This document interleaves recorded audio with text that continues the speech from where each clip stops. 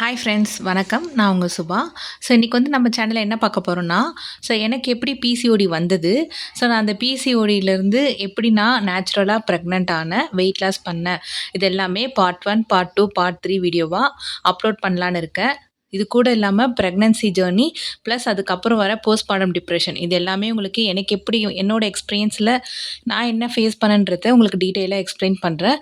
Please மறக்காம நம்ம சேனல subscribe பண்ணிக்கோங்க. பக்கத்துல இருக்கிற பெல் பட்டன பிரஸ் பண்ணிக்கோங்க. வாங்க வீடியோக்குள்ள போலாம். எனக்கு எப்படி பிசிஓடி வந்ததுன்னா, நான் வந்து 2019ல காலேஜ் கம்ப்ளீட் பண்ணேங்க. ஸோ இன்ஜினியரிங் தான் முடிச்சேன். வெளிய வந்து பாஸ்ட் அவுட் வரும்போதே அன்எம்ப்ளாய்டு தான். அதாவது எனக்கு கேம்பஸ்ல எந்த ஜாபும் கிடைக்கல. ஸோ வெளிய வந்த உடனே அந்த டைம்ல வந்து பார்த்தீங்கன்னா, 2019ல டிஎன்பிசில குரூப் 4 நோட்டிஃபிகேஷன் விட்டிருந்தாங்க. ஸோ உங்களுக்கு ஞாபகம் இருக்கும்னு நெனைக்கிறேன். அது கோவிடுக்கு முன்னாடி வந்த கடைசி நோட்டிஃபிகேஷன்.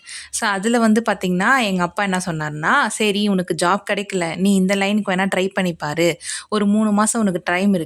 நான் வேணா உனக்கு கோச்சிங் சென்டர்ல வந்து ஃபீஸ் பே பண்றேன். நீ கட்டி படி" அப்படின்னாரு. சரி எனக்கும் அதில இன்ட்ரெஸ்ட் இருந்தது. நானும் கவர்மெண்ட் ஜாப் போகணுன்ற ஐடியால தான் இருந்தேன். ஸோ அதனால நான் என்ன பண்ணேன்னா, ஒரு கோச்சிங் சென்டர்ல சேர்ந்து படிச்சேன். பட் என்னால வந்து 230க்கு மேல வாங்க முடியல. ஸோ 300க்கு 230 தான் வாங்குனேன். ஸோ அதுக்கப்புறம் என்ன ஆச்சுன்னா, ஸோ மறுபடியும் அதே சென்டர்லேயே கன்டின்யூ பண்ணேன். ஏன்னா அடுத்தடுத்து நோட்டிஃபிகேஷன் வரும்போது, ஸோ ஃபஸ்ட்டு 3 மந்த்லேயே நம்ம இவ்வளோ எடுத்துட்டோம். ஸோ அதுக்கப்புறம் நம்ம இன்னும் படிச்சோம்னா, நம்ம வந்து கண்டிப்பா கிளியர் பண்ணிடலாம் அப்படின்னு சொல்லிட்டு அங்கேயே கன்டின்யூ பண்ணேன்.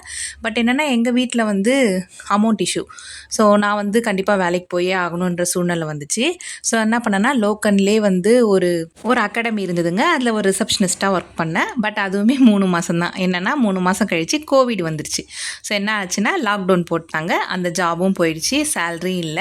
லாக்டவுன்ல இருந்தாலும் ஜாலியா இருந்தோங்க. ஜாலியா விளையாடிட்டு, நம்ம பரமபதம் இதெல்லாம் விளையாடுவோம் இல்லைங்களா? அந்த மாரி ஜாலியா விளையாடி அது ஒரு 3 மாசம் எப்படி போச்சுன்னே தெரியல, போயிடுச்சு.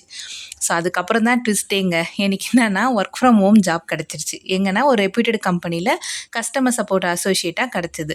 ஸோ இதில தான் எனக்கு வந்த இஷ்யூவே. ஸோ ஒரு பக்கம் இது வந்து எனக்கு வந்து கிடைச்ச வர மாரி இருந்தாலும், ஏன்னா ஒர்க் ஃப்ரம் ஹோம் இல்லைங்களா? இதே ஒர்க் ஃப்ரம் ஹோமால தான் எனக்கு பிசிஓடியே வந்ததுங்க. ஸோ 8 ஹவர்ஸ் ஜாபு உங்களுக்கே தெரியும். கஸ்டமர் சப்போர்ட் அசோசியேட்னா கன்டினியூஸா கால் வந்துட்டே இருக்கும். பேக் டு பேக் நம்ம வந்து உக்காந்த இடத்துலயே தான் அந்த 8 மணி நேரம் போற மாரி இருக்கும். அந்த பேசுறதுலயே வந்து பார்த்தீங்கன்னா, அதிகமா பசி எடுக்கும். ஸோ இதனால நம்மளுக்கே தெரியாம அதிகமா சாப்பிடுவோம். ஸோ இதனால எனக்கு என்ன ஆச்சுன்னா, ஃபிசிக்கல் ஆக்டிவிட்டி கம்மியாயிடுச்சுங்க. ஸோ 8 ஹவர்ஸ் ஜாப் முடிச்சோனே ரொம்ப டென்ஷனா இருக்கும். அப்படியே போய் என்ன பண்ணுவேன்னா, படுத்து தூங்கிடுவேன். இல்ல ஃபோன் பார்த்துட்டு உக்காந்துருப்பேன். என்னோட அம்மாவும் என்னன்னா, பொண்ணு வேலை செய்றாளே! அவ கஷ்டப்படக்கூடாதுன்னு என்ன பண்ணுவாங்கன்னா, எல்லா வேலையும் இழுத்து போட்டு செய்வாங்க. ஸோ எனக்கு பெருசா வீட்ல எந்த வேலையும் இருக்காதுங்க. அம்மாவே சமைச்சுருவாங்க, பெருக்கிடுவாங்க, சாமான் கழுவிடுவாங்க, எல்லாமே அவங்களே பண்ணிடுவாங்க. ஸோ நான் என்ன பண்ணுவேன்னா, வேலை செய்வேன், சாப்பிடுவேன், மொபைல் நோண்டுவேன், தூங்குவேன். எந்தவித ஃபிசிக்கல் ஆக்டிவிட்டியோ, டயட்டோ எதுலயுமே கான்சன்ட்ரேஷன் கிடையாதுங்க. அந்த 8 மணி நேரம் வேலை முடிச்சுட்டு நான் பாட்டுன்னு நான் உண்டு அப்படியே ஜாலியா சுத்திட்டு இருந்தேன்னு வச்சுக்கோங்களேன். அப்பதாங்க ட்விஸ்ட்டே. அதாவது நான் வெளியில போய் வேலை செய்யும்போது மந்த்லி கரெக்ட்டா பீரியட்ஸ் வந்துரும். என்னைக்கு எனக்கு ஒர்க் ஃப்ரம் ஜாப் கிடைச்சதோ, அன்னிலருந்து இர்ரெகுலர் பீரியட் ஸ்டார்ட் ஆயிடுச்சுங்க. எப்படி வரும்னா, 1 1/2 மாசத்துக்கு ஒருக்கா வரும். இல்லன்னா 2 மாசம், இல்லன்னா வரவே வராதுங்க. ஸோ நான் போய் டேப்லெட் வாங்கி போட்டா மட்டும் தான் பீரியட்ஸ் வரும். அந்த மாரி நிலைமைக்கு ஆயிட்டேன். ஸோ ஃபர்ஸ்ட் டைம் வந்து பார்த்தீங்கன்னா, டாக்டர கன்சல்ட் பண்ணி தான் டேப்லெட் போட்டேன். அதுக்கப்புறம் என்ன ஆச்சுன்னா, அந்த டேப்லெட் வந்து 2, 3 டைம் வந்து வரலன்னா, நானே போய் மெடிக்கல் ஷாப்ல வாங்கி டேப்லெட் போட ஆரம்பிச்சுட்டேன். அப்பயுமே நான் வந்து யோசிக்கல. ஸோ நம்ம வந்து வெயிட் லாஸ் பண்ணணும். ஏன்னா ஒர்க் ஃப்ரம் ஹோம்ல இருந்து எந்த ஆக்டிவிட்டி இல்லாம எனக்கு வெயிட் அதிகமா ஆயிடுச்சு. கிட்டத்தட்ட நான் 97 கேஜி கிட்ட வந்துட்டேன்னு வச்சுக்கோங்களேன். ஸோ அப்ப என்னோட அம்மா தான் என்ன சொன்னாங்கன்னா, "இப்போ நான் உனக்கு வந்து மாப்பிள்ளை பார்க்க ஆரம்பிக்கணும். ஸோ கல்யாணம் ஆனதுக்கப்புறம் இதே மாரி இர்ரெகுலர் பீரியட்ஸ் ஆச்சுன்னா, பிரெக்னன்ட் ஆகுறதுக்கு இஷ்யூ வரும். ஸோ அதனால நீ வெயிட் லாஸ் பண்ணியே ஆகணும்னு" சொல்லிட்டு எனக்கு ஒரு சைக்கிள் வாங்கி குடுத்துட்டாங்க. ஸோ அந்த சைக்கிள் வச்சு நான் குறைப்பேன்னு சொல்லிட்டு டெய்லி காலையில என்ன பண்ணுவாங்கன்னா, என்னை எழுப்பி விட்டுருவாங்க. நான் ஒரு 1 ஹவர் வந்து பார்த்தீங்கன்னா, என்னோட ஊர் வந்து திருவண்ணாமலை. உங்களுக்கே தெரியும்னு நெனைக்கிறேன். ஸோ அதில வந்து பார்த்தீங்கன்னா, அங்க வந்து மலை சுத்துற வழி இருக்கும். அங்க போயிட்டு அப்பலாம் அங்க வந்து 2020லலாம் 2021லலாம் அவ்ளோ ரஷ் இருக்காதுங்க. இப்ப தான் செம்ம கூட்டம் வந்துருச்சு. ஸோ அப்ப நான் வந்து ரொம்ப பீஸ்ஃபுல்லா இருக்கும் அந்த இடத்துல போனீங்கன்னா. ஸோ நான் அழகா ஒரு 1 ஹவர் வந்து மலை சுத்திட்டு சைக்கிள்லயே வந்துருவேன். அப்பயுமே நான் என்ன பண்ணுவேன்னா, சைக்கிளிங் போவேன், ஈவினிங் வாக்கிங் போவேன். பட் என்னால டயட் இருக்க முடியல. ஏன்னா வந்து நான் ஒர்க் பண்றது அந்த மாரி வேலை. அதிகமா பேசுறதுனால, கம்மியா சாப்பிட்டு டயட்டில் இருக்கும்போது எனக்கு வந்து பார்த்திங்கன்னா ரொம்ப தலைவலியாகி மென்டல் ப்ரெஷர் மாதிரி ஆகிடுங்க. ஏன்னா நான் அதிகமாக பேசுறதுனால எனக்கு அந்த அளவுக்கு பசி எடுக்கும். என்னால் டயட்டில் கான்சன்ட்ரேட்டே பண்ண முடியல. பட் நான் வந்து ஃபிசிக்கல் ஆக்டிவிட்டி பண்ணதுனால எனக்கு பீரியட்ஸ் கரெக்டாக வந்துச்சு. பட் என்னோட வெயிட் வந்து பார்த்திங்கன்னா லாஸ் ஆகாமல் அப்படியே மெயின்டைன் ஆச்சு. ஸோ இதேமாரி என் லைஃப் வந்து ஒரு லூப் மாதிரியே போயிட்டு இருந்துச்சு.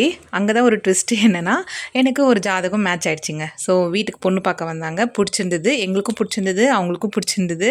ஸோ அப்படியே என்கேஜ்மெண்ட் டேட்டும் ஃபிக்ஸ் பண்ணிட்டாங்க. என்கேஜ்மெண்ட் டேட் வந்து பார்த்திங்கன்னா 1 மாதம் கேப் இருந்தது. ஸோ அதுக்குள்ளே எப்படியாவது வெயிட் குறைச்சிடணும் அப்படின்னு பிளான் பண்ணேன். பட் எப்பயும் போல் சொதப்பல் தான். ஒன்றுமே பண்ணலை. 1 கிலோ ஏறினது தாங்க மிச்சம். என்கேஜ்மெண்ட் பிக் நான் கடைசியாக அட்டாச் பண்ணுறேன் பாருங்கள். ஸோ என்கேஜ்மெண்ட் டைமில் நான் வந்து 95 கேஜி இருந்தேங்க. ஸோ என்கேஜ்மெண்ட் மிஸ் பண்ணிட்டோம். அட்லீஸ்ட் மேரேஜ்லேயாவது குறைக்கணும். ஏன்னா எனக்கு வந்து 4 மாதம் கிட்ட வந்து கேப் இருந்தது என்கேஜ்மெண்ட்டுக்கும் கல்யாணத்துக்கும். ஸோ அதுக்குள்ளே எப்படியாவது குறைக்கணும்னு சொல்லி ஜிம் ஜாயின் பண்ணலாம். பக்கத்தில் ஜிம் இருந்ததுங்க. போய் ஜாயின் பண்ணிட்டேன். பட் என்னோடது வந்து பார்த்திங்கன்னா ஷிஃப்ட்டு பேஸ்டு ஒர்க்குன்றதுனால ஸோ அடிக்கடி வந்து என்னோடய ஷிஃப்ட்டை சேஞ்ச் பண்ணிகிட்டே இருப்பாங்க. ஸோ அதுக்கேற்ற மாரி வந்து ஜிம்லேயுமே என்னால் கண்டினியூஸாக போகவும் முடியல. அதுவும் ஃப்ளாப் ஆயிடுச்சு. கடைசியாக மேரேஜ் பண்ணும்போது என்னோடய வெயிட் வந்து 93 கிட்டத்தட்ட என்கேஜ்மெண்ட்டுக்கும் மேரேஜுக்கும் 2 கேஜி தான் ரெடியூஸ் பண்ணேங்க. அதுக்கு தான் இவ்வளோ அலப்பறை பண்ணேன். பண்ணியும் 2 கேஜி தான் லாஸ் ஆச்சு. ஸோ இதுக்கப்புறம் வந்து பார்த்திங்கன்னா நான் கல்யாணம் ஆனதுக்கப்புறம் எனக்கு வந்து தைராய்டு, பிசிஓடி நான் எப்படி க்யூர் பண்ணேன், 15 கேஜி வந்து எப்படி 3 மந்தில் குறைச்சி 3 மந்த்லேயே பிசிஓடி எப்படி ரிவர்ஸ் பண்ணன்றத இதுக்கப்புறம் அப்கமிங் வர வீடியோஸில் பார்ட் 1 பார்ட் 2 அப்டேட் பண்ணுறேன். ப்ளீஸ் மறக்காமல் சப்ஸ்கிரைப் பண்ணிட்டு ஃபாலோ பண்ணுங்கள். தேங்க்யூ.